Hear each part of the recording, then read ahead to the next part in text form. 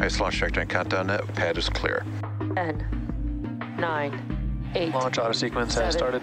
6, 5, 4, 3, 2, 1. Go for launch.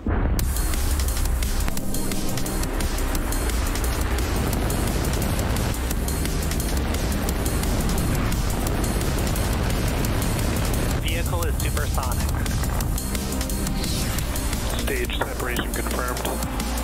Dragon, separation confirmed.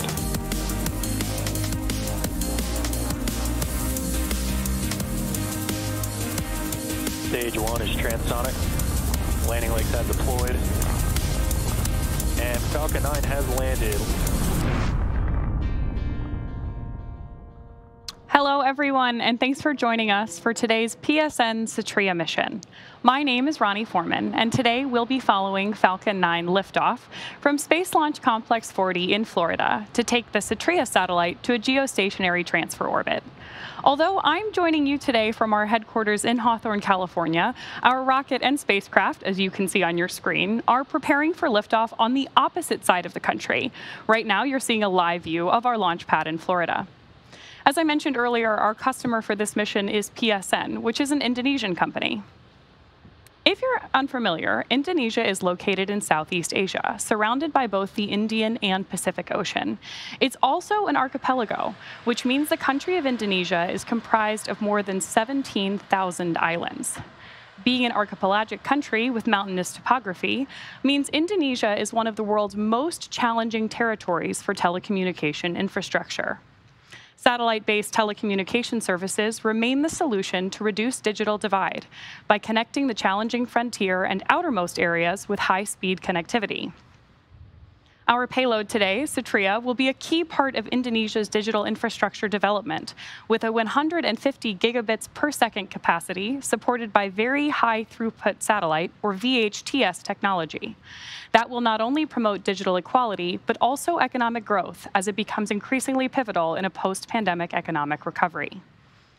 Now, at T-minus 9 minutes 34 seconds and counting, we're well into propellant loading on the vehicle today. Both the rocket and spacecraft are healthy, and weather is green.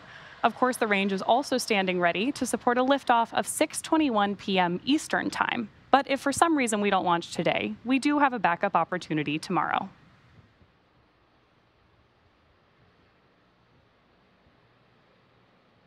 Hey everyone, Soumya Srivastava here, joining Ronnie to guide you through the PSN Satria mission today.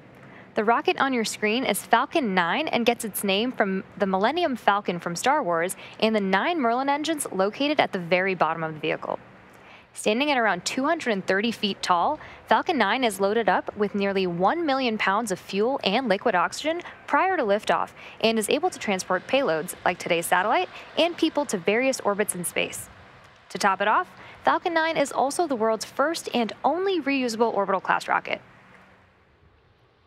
The F9 rocket you see on screen is made up of 2 main stages. The first stage, or booster, which is the largest section towards the bottom, and the second stage, which will eventually take up our payload to its destination in space. You might be able to tell from the soot around the bottom that the first stage supporting today's launch has seen its fair share of space travel. That soot that you see all around the first stage is formed when the carbon-based fuel we use, RP-1 kerosene, is burned. And as the booster approaches the landing site during descent, it does a long re-entry burn to slow down prior to re-entering the atmosphere. And because the re-entry occurs engines first, the booster flies through its own plume, which then deposits the soot onto the rocket.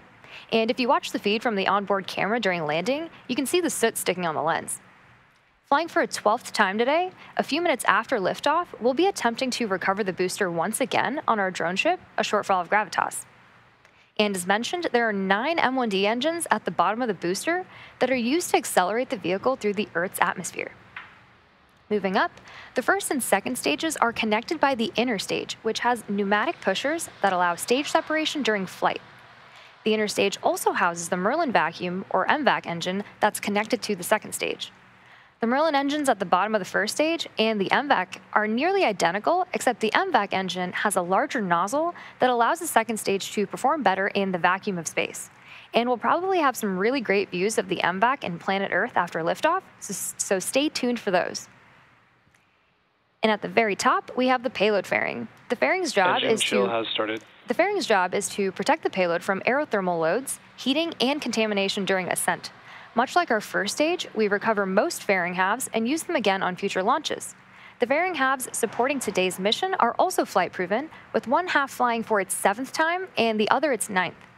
Once we reach the vacuum of space, the fairing halves will separate, and we'll attempt to recover them again using our recovery vessel, Doug. Now, with liftoff in about 6.5 minutes from now, let's learn a little bit more about the mission at hand.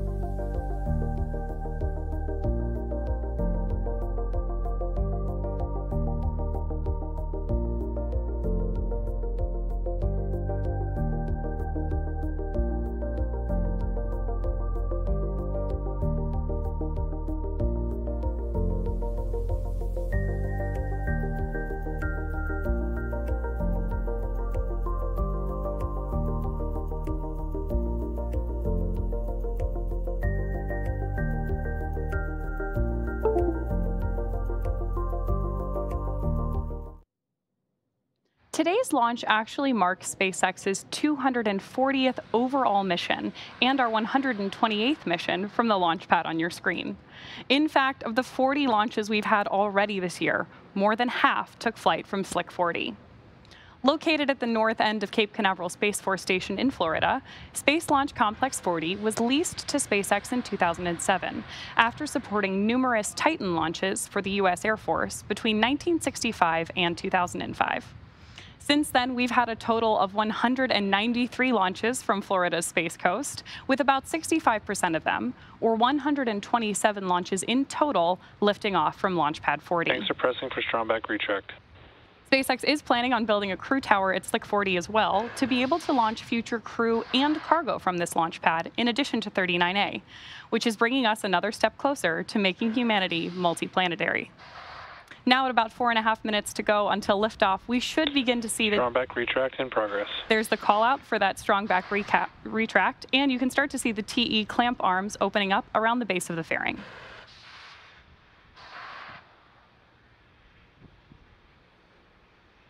You can now see those clamp arms opening up, and as Ronnie mentioned, once the clamp arms are fully opened, the TE, which is hinged, will retract away from the vehicle in preparation for launch. You'll also hear it referred to as the strongback over the nets. And at this point in the countdown, both the first and second stages are nearly fully loaded with 1 million pounds of kerosene fuel and liquid oxygen. Both the first stage and second stage should finish loading propellant about a minute apart from each other. The first stage finishes up at around T-3 minutes, and the second stage at T-2 minutes.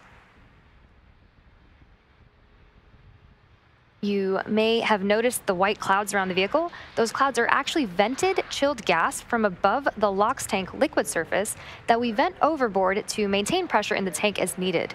And when that gas comes out into the Florida air, the humid air condenses into those clouds that you're seeing. And then at T-60 seconds, Falcon 9 will be in startup. And that means that the rocket's autonomous internal flight computers will have taken over the launch countdown. And there was that call out there for stage 1 LOX load completion.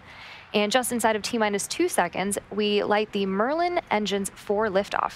The PSN Satria payload continues to be healthy, and the Falcon 9 team is currently tracking no issues on the rocket.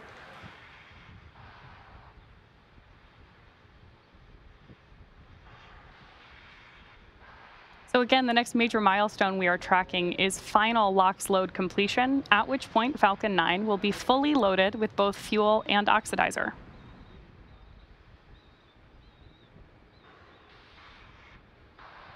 Picture perfect day on the coast of Florida, too.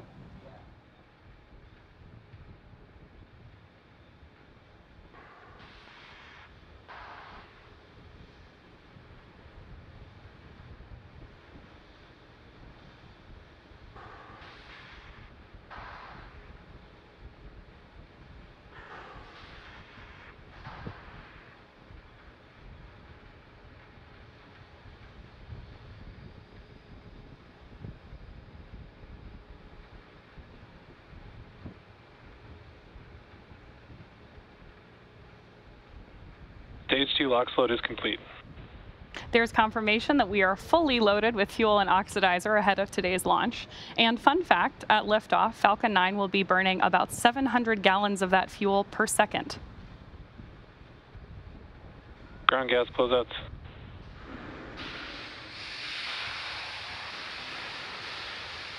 As Soumya mentioned earlier, that white cloud that you see venting away from the rocket is totally normal and nothing to worry about. The next call out we're listening for is also one she explained to you. That's going to be that Falcon 9 is in startup mode and that the internal flight computers have taken over the terminal count.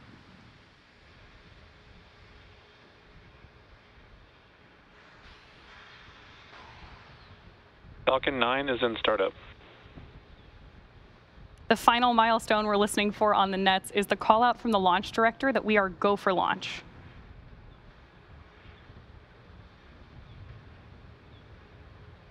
As LD on countdown, go for launch. There you hear it. We are just over 30 seconds from liftoff, and all systems are go for the launch of Falcon 9 and the Satria payload. Go Falcon 9, go PSN. T minus 30 seconds.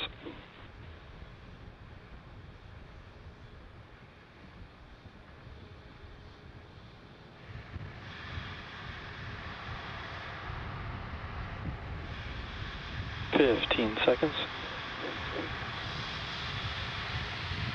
T minus 10, 9, 8, 7, 6, 5, 4, 3, 2, 1.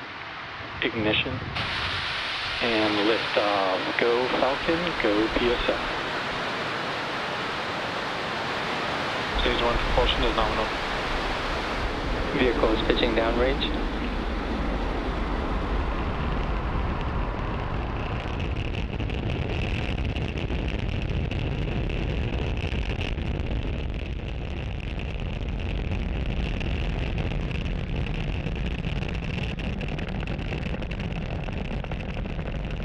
That incredible view means that Falcon 9 has successfully lifted off from pad 40. And right now we are throttling down to prepare for max Q in about 30 seconds. As you may have heard us explain before, this is the period of highest aerodynamic pressure on the vehicle. Power and telemetry nominal. That's because at this point, we are seeing the greatest difference in dynamic pressure, which is increasing with the rocket's speed, and ambient static pressure, which is decreasing as we move up through the Earth's atmosphere. Vehicle is supersonic. With that call out, we know that Falcon 9 is moving faster than the speed of sound.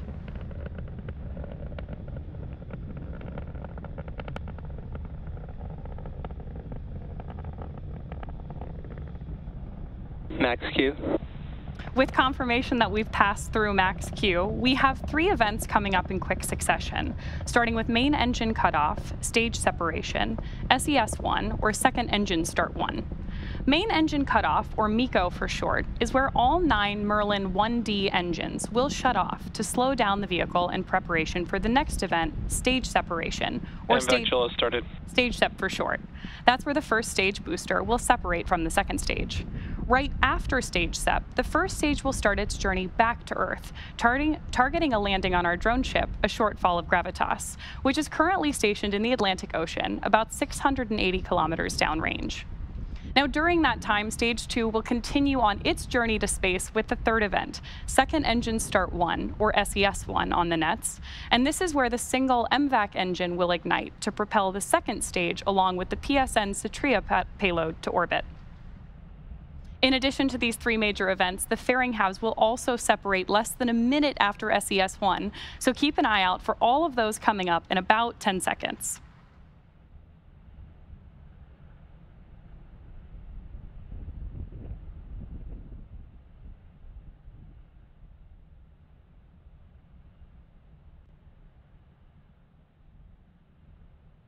Main engine cutoff. Stage separation confirmed.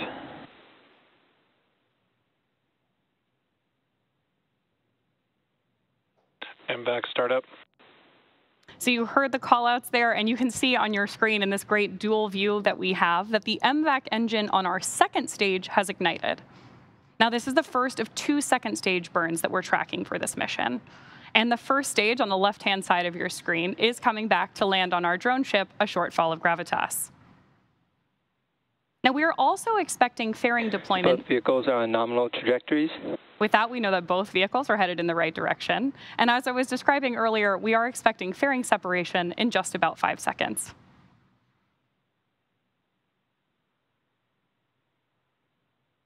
Fairing separation confirmed.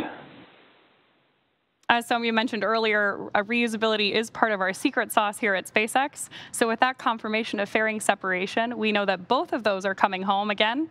The first, or one of them, is flying Acquisition of signal Bermuda. for the 7th time and the other for its 9th.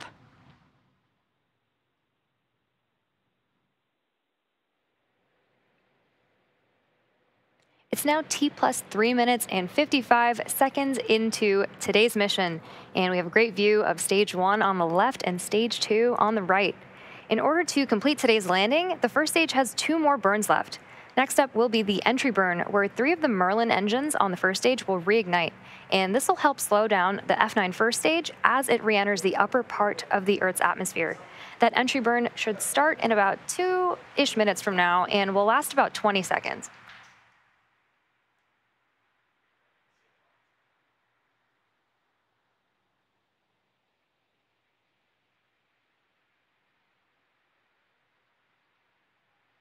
You can see 2 of the 4 hypersonic grid fins that are positioned near the base of the interstage on the booster. And stage 1 is currently using nothing but the grid fins for steering as it's returning back to Earth.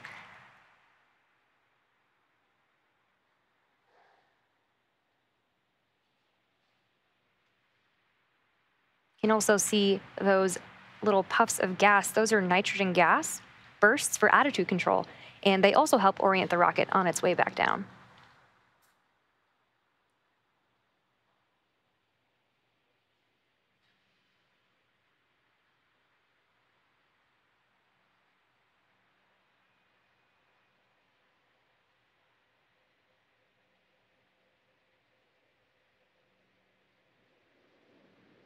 And some really awesome views of planet Earth behind stage 2.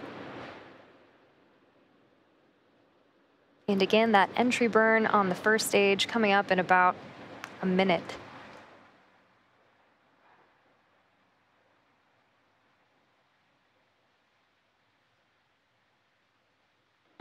Both vehicles are on nominal trajectories.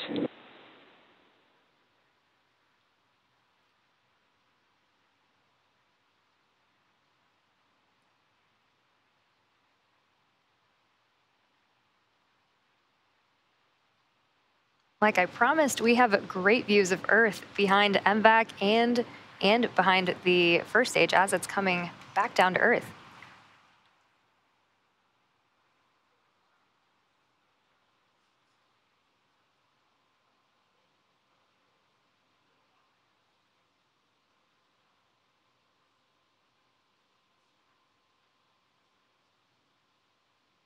Stage 1 entry burn startup.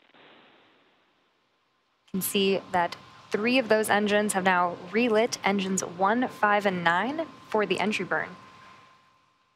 It's about 20 seconds for this burn.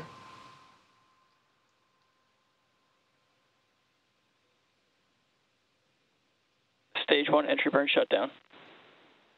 Now, with confirmation of entry burn shutdown, we have one last burn before the first stage attempts to land on our drone ship, and Stage 1 FTS has saved. And that is the landing burn. During the first stage landing burn, a single Merlin engine, E9, will relight and slow the vehicle down for its landing attempt on our drone ship, a shortfall of gravitas. As a reminder, the booster supporting today's mission has now flown for its 12th time, having previously supported CRS-22, Crew 3 and Crew 4, Turksat 5B, CRS-25, Eutelsat Hotbird 13G, O3B mPOWER, and 4 Starlink missions.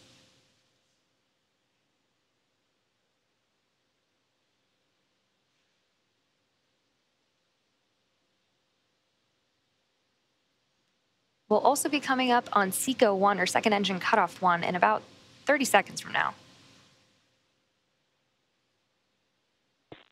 Stage 1 transonic. Stage 2 FTS has saved. You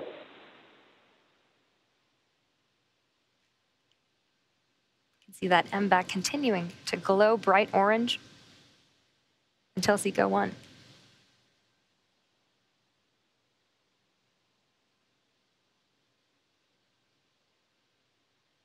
Nominal orbit insertion. MVAC shutdown. Great callouts for SECO 1 and nominal orbital Stage 1 landing insertion. burn.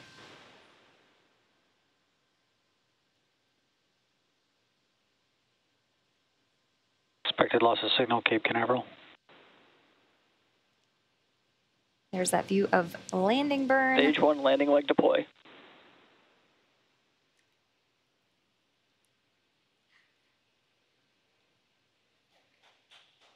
And a great view of landing. This landing marks the 12th successful landing for this particular booster and marks our 201st overall successful recovery of an orbital class rocket. In addition to landing with confirmation of successful second engine cutoff and good orbit, we are going into a coast phase up until the second relight of our MVAC engine on the second stage, which will be followed by payload deploy. Till then, sit tight and we'll see you back here at the T plus 27 minute mark.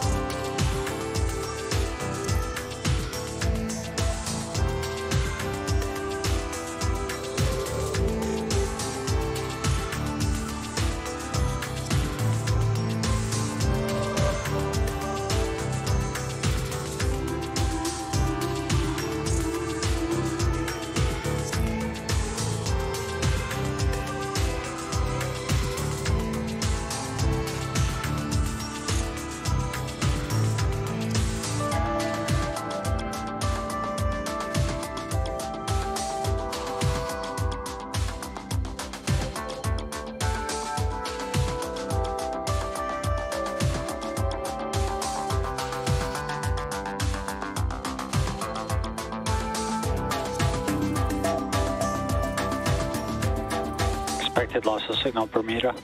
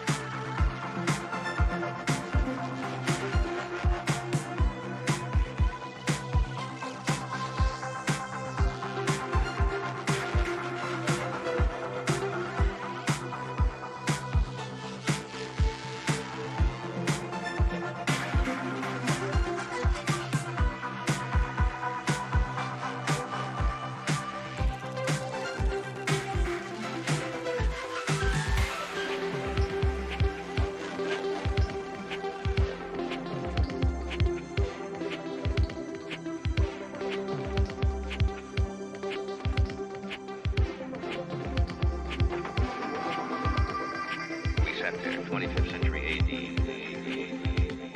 We sat there and looked at a rocket from Mars, and you just boggled the mind. And the technology caught up, didn't it?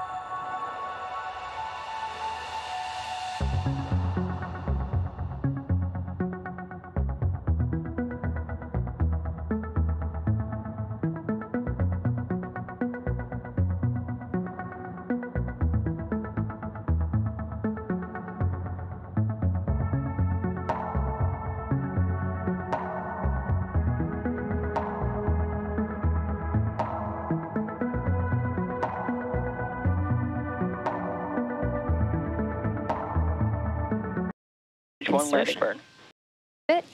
We are going into a coast phase up until this. No, Cape Canaveral. Stage 1 transonic. Stage 2 FTSO saved. You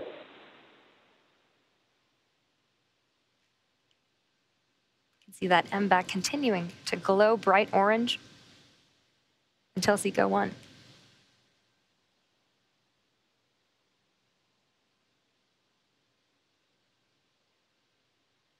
Nominal orbit insertion. MVAC shut down. Great callouts for SECO 1 and nominal orbital Stage 1 landing insertion. burn.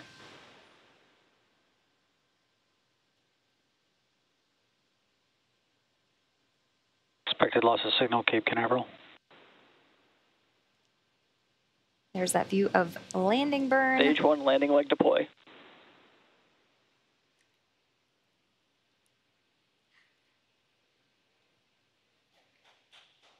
And a great view of landing.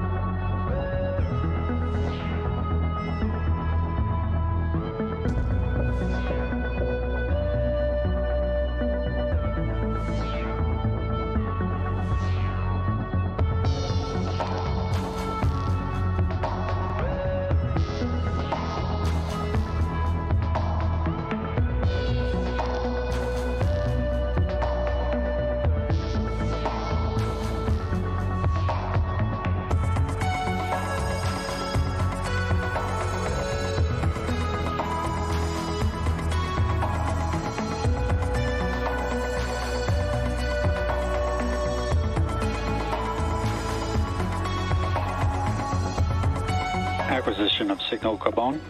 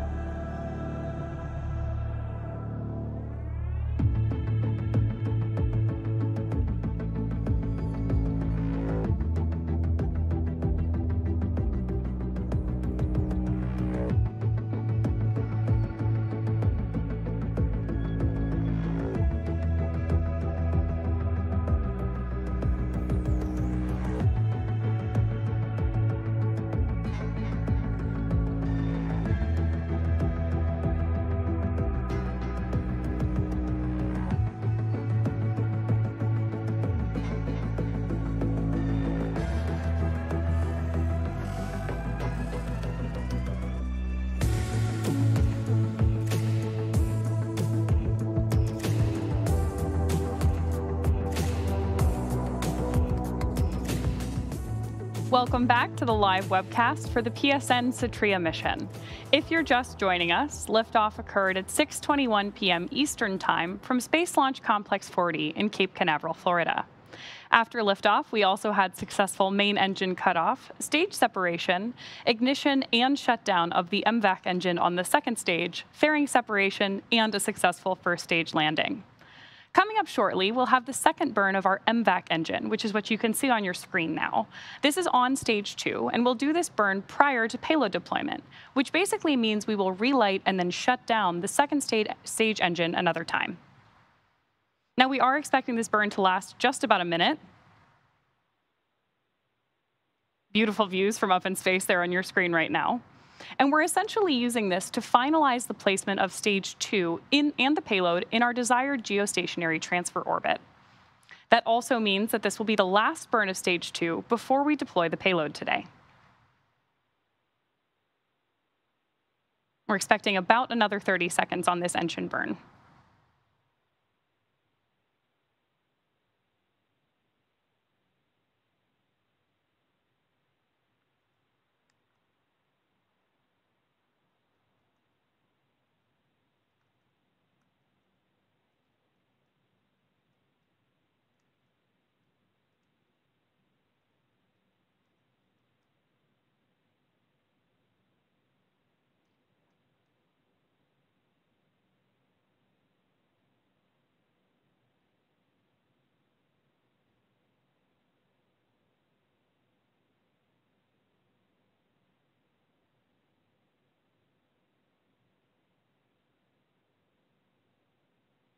We should have had second engine. Nominal orbit insertion. And there you hear, we've had second engine cutoff and nominal orbital insertion. So with confirmation of both the second engine cutoff and start and cutoff, we will join you live to cover that payload deployment in about 6 minutes. So sit back, we'll see you in a few.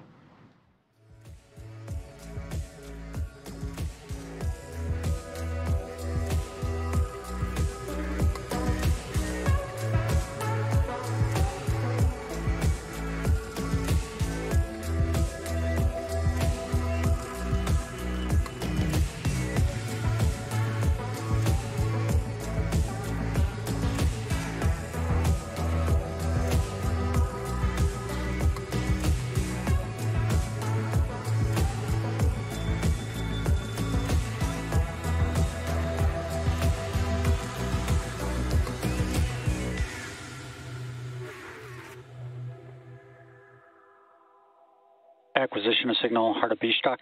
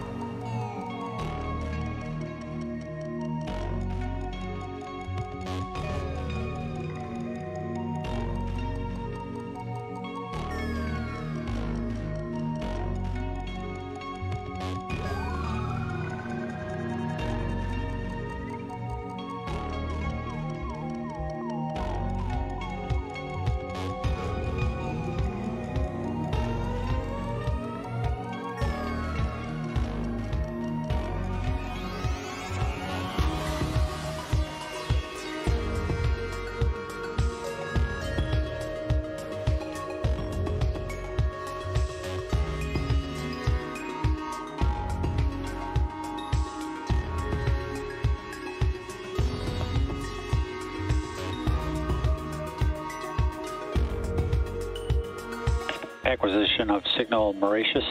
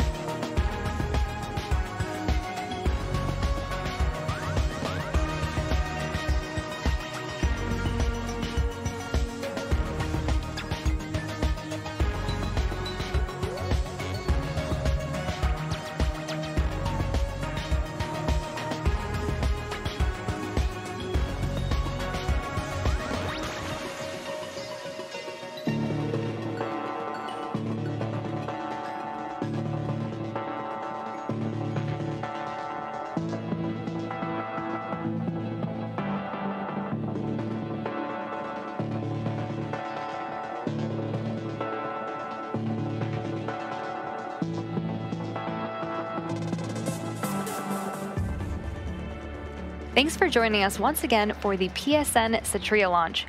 We've had a great mission so far, and we have just one major milestone left in our mission, which is payload deploy. The Satria, or Satellite of Republic of Indonesia spacecraft on board the second stage, has 150 gigabit per second capacity with very high throughput satellite technology, and will promote digital equality and economic growth in Indonesia. Deployment should be coming up in about 20 seconds from now. Capone.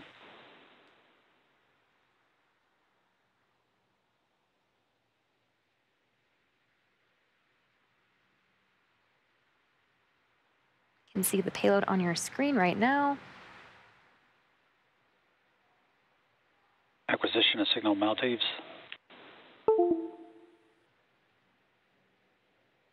Payload separation confirmed. And there you can see on your screen the payload drifting away from our stage 2. We had successful deployment of the PSN Satria payload. And with that confirmation, we will bring today's webcast to a close. Today's mission marked SpaceX's 240th overall mission to date and 41st mission of this year. We'd really like to thank our customer PSN for entrusting us with today's mission and all of you for joining us. We'd also like to wish everyone a wonderful Father's Day, and we'll see you next time.